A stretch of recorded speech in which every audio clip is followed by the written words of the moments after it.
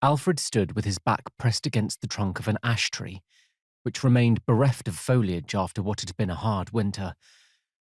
A winter that was not yet over, for it had snowed lightly that very morning.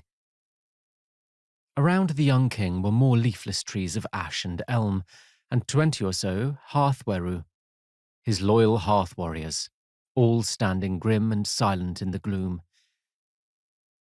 It was only midday, but heavy grey clouds obscured both warmth and light from the sun, making the atmosphere heavy and oppressive. Or perhaps that was just how Alfred felt, knowing what was about to happen. His shoulder-length brown hair was tied back beneath his helmet, and his spear was gripped in his right hand, shield in his left. The linden boards were painted a deep red, with the gold dragon of Wessex emblazoned around the iron boss in the centre.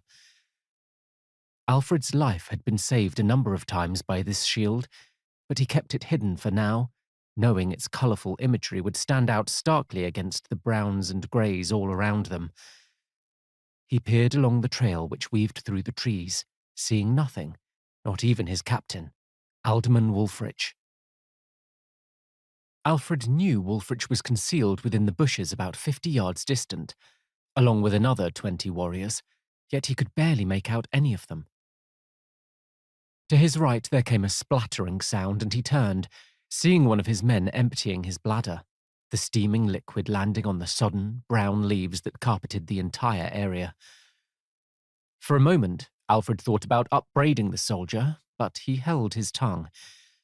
These men had remained loyal to him despite the fact that the enemy king, Guthrum, had effectively seized control of Wessex and driven Alfred and his family into hiding here in the marshes and woods around Athelney.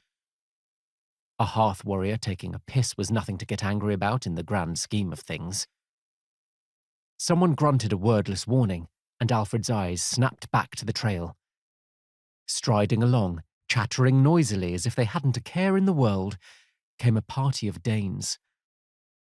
Alfred's people called all the raiders Danes, Northmen, or even sea-wolves, as simple catch-all terms, but many of them were Swedish or Norse like Guthrum himself, and some hailed from even more eastern lands, such as Estonia or Finland.